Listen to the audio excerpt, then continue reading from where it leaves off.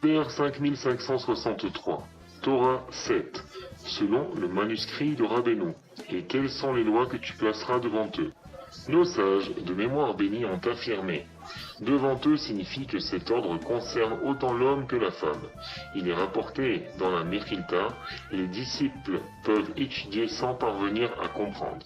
Et il est précisé que tu placeras devant eux, autrement dit, présente-les et mets-les à leur disposition comme une table que l'on dresse. Sache que la raison essentielle de l'exil est le manque de foi. Comme il est écrit, regarde du haut d'Amana.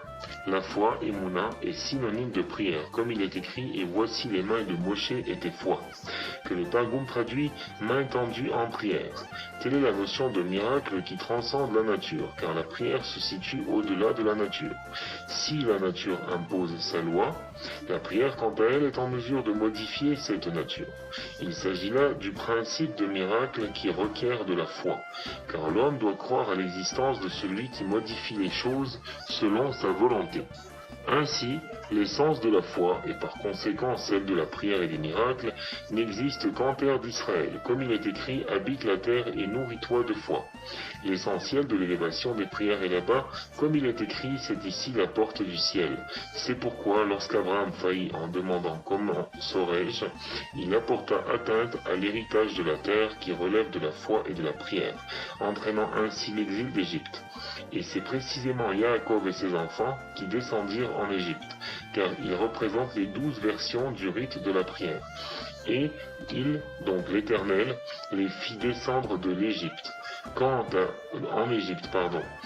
l'Égypte, elle symbolise la vie selon les lois naturelles, l'opposé même des miracles Nissim, comme dans le verset. Et les Égyptiens s'élancent Nassim vers lui, car ce pays n'était ni un lieu de miracle, ni un lieu de prière, comme il est écrit au moment où je quitterai la ville, j'étendrai mes mains vers l'Éternel. C'est ainsi que tous les exils portent le nom d'Égypte, Mitzraïm, en ce sens qu'ils ont tous en commun d'oppresser Metzerim, Israël. Et lorsqu'on altère la foi, la prière ou la terre d'Israël, on descend en exil. Parce qu'ici, il est marqué dans le Likutei Etzot qu'en fait la foi, donc la Emouna, la Tefila, la prière ainsi que la terre d'Israël sont dépendants les uns des autres mutuellement. Donc quand on porte atteinte à un de ces trois paramètres qui sont encore la foi, la prière et la terre d'Israël, on descend conséquemment en exil. Et c'est ce que nous enseigne le maître de mémoire béni, en affirmant « Le Messie Ben David ne viendra pas avant que la dernière prouta, petite pièce de monnaie, ne disparaisse de la poche. » Autrement dit, pas avant que ne disparaissent ces incroyants dépourvus de foi dans les miracles, qui recouvrent chaque miracle d'une couche de logique naturelle. Car l'essence des miracles se trouve en terre d'Israël. En effet, la terre d'Israël est la première à être abreuvée, et cet abreuvement provient des abîmes profondes. Teromot, au sens de toute la ville fut en émoi, va Tahom, à propos de l'arrivée à Bethléem de Naomi accompagnée de Ruth, car généralement, le monde est en émoi face à des événements miraculeux. Tel est le sens du verset, le gouffre appelle le gouffre, Tehom el Tehom. Il existe en effet des miracles élevés, correspondant à la notion de gouffre supérieur, et des miracles inférieurs relevant de celle du gouffre inférieur. De fait, l'ange qui englobe tous les miracles, tous les types de miracles, ceux des deux gouffres ressemblent à un veau égal, qui fait allusion à la notion de cercle, igoulim, de la foi, comme dans « ta foi rayonne autour de toi ».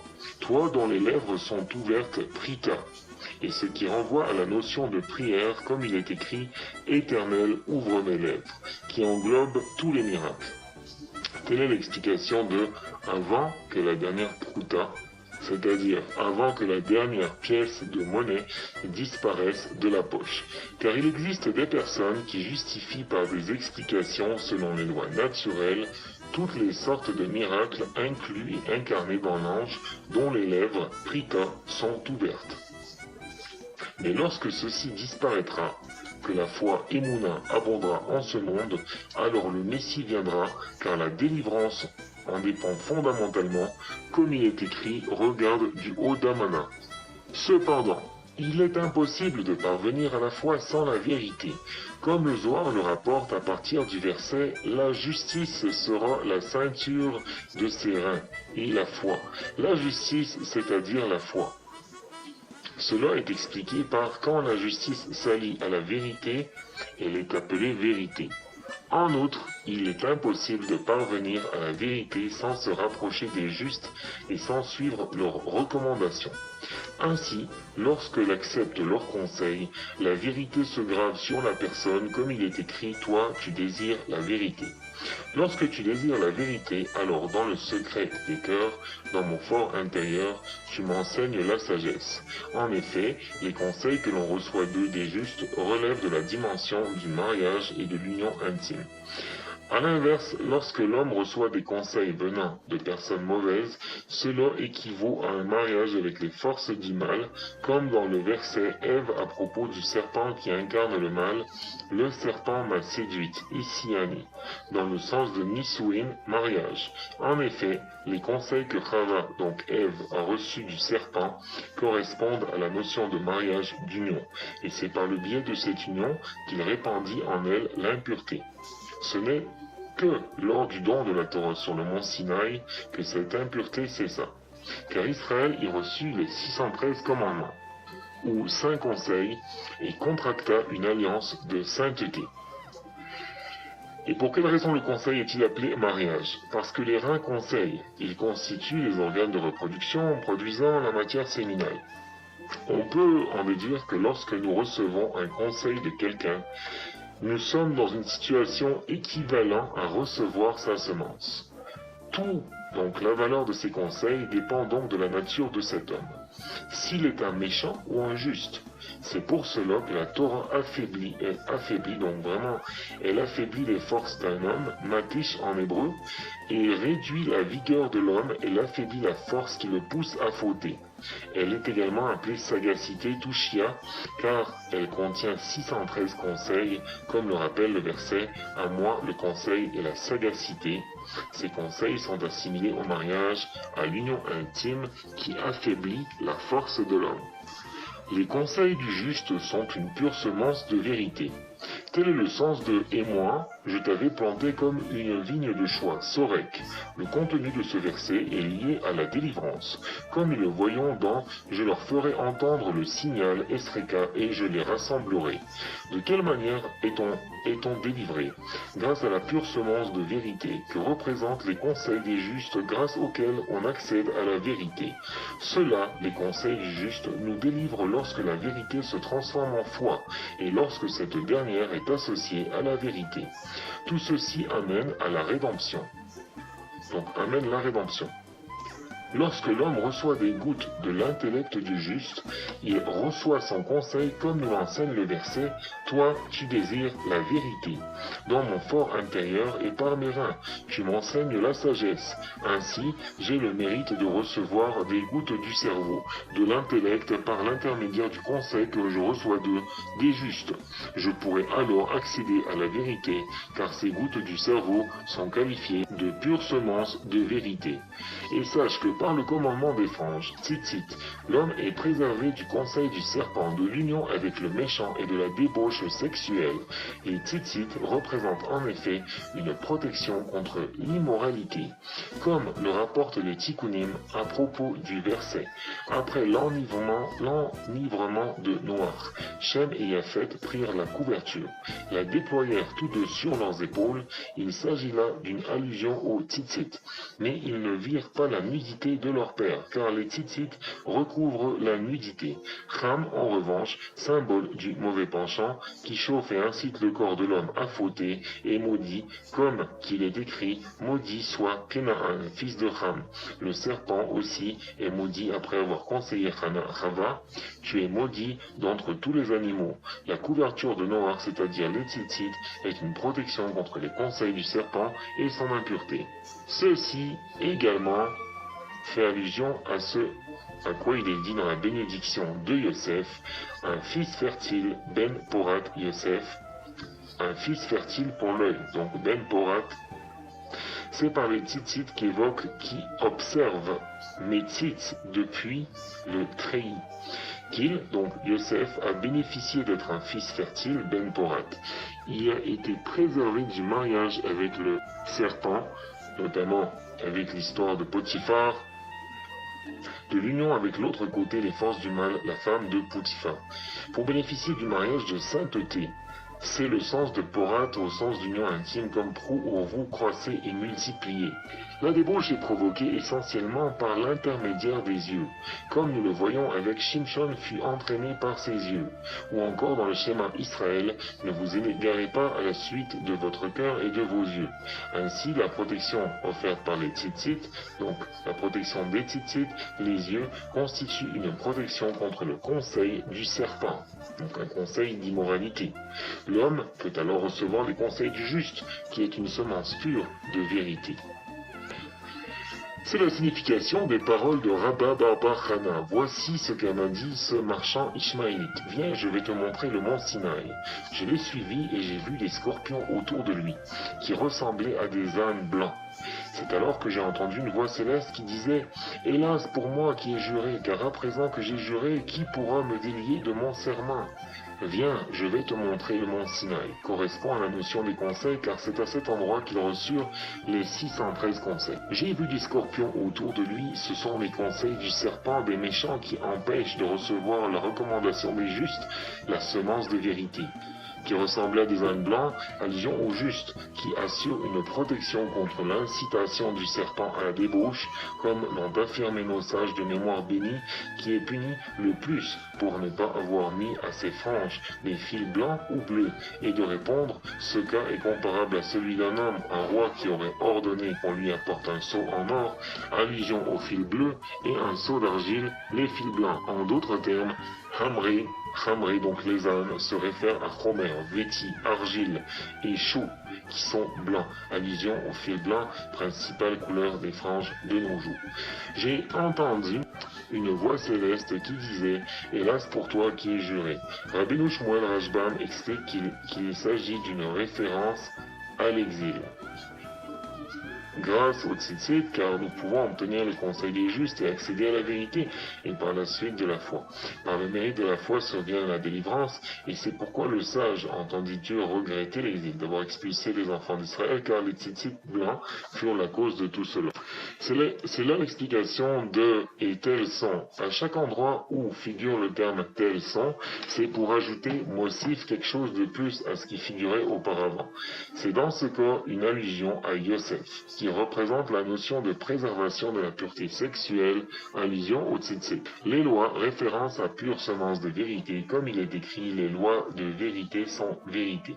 Par les lois de vérité, on mérite de recevoir le conseil des justes qui renvoie à la vérité, que tu placeras devant eux lorsque la justice est associée à la vérité, aspect de l'homme équivaut à la femme, car l'homme et la femme représentent respectivement l'union de la vérité et de la foi, donc l'homme la vérité et la femme la foi, dont dépend la délivrance finale.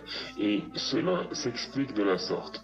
Se pourrait-il que les disciples étudient sans comprendre le verset spécifique que si tu dois leur exposer les lois, présente-les comme une table dressée, Shulchan Aruch, nom du principal code de loi du judaïsme. Il s'agit d'une allusion à la délivrance. En effet, dans les temps futurs, toutes les sagesses se présenteront à l'image d'une table dressée, ainsi qu'il est écrit, car la terre sera pleine de connaissances de Dieu. S'achèvent ici les mots de Rabbeinu. Addenda à cette Torah de Rabbi Nathan. Donc Rabbi Nathan ajouta ces paroles.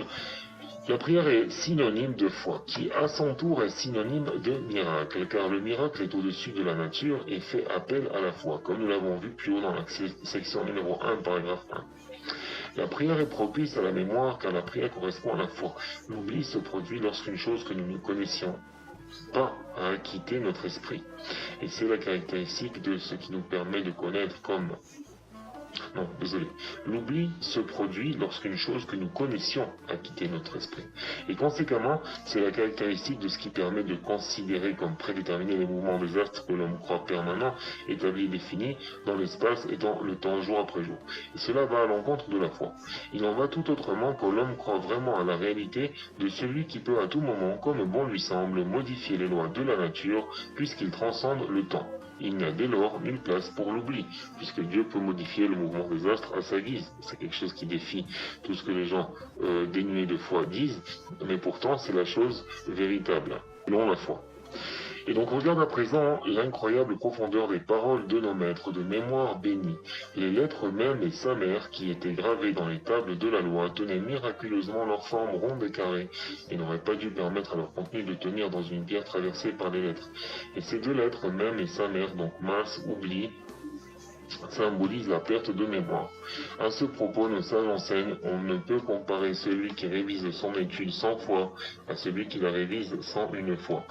Ces deux lettres ont une valeur numérique additionnée de 100, sa mère même. Or, l'ange de l'oubli ne peut exercer son emprise que jusqu'au nombre 100. C'est pourquoi les sages enseignent que les lettres mêmes et sa mère, autrement dit masse, l'oubli, tenaient par miracle sur les tables, puisque le miracle est l'opposé de l'oubli. Les miracles sont du même ordre que la prière et la foi, antithèse de l'oubli comme nous l'avons vu. La fémérode. Et sache que les titites constituent une protection contre la débauche. À propos de Shem et Yafet, tous deux sur leurs épaules à Shechem, il s'agit d'une allusion aux titites, puisque épaule et Shechem, c'est le même mot en hébreu. Donc tous deux sur leurs épaules Shechem, il s'agit d'une allusion aux titites que l'on porte sur le corps. De plus, comme il est écrit également à propos des frères de Yosef, ses frères font paître les troupeaux à Shechem.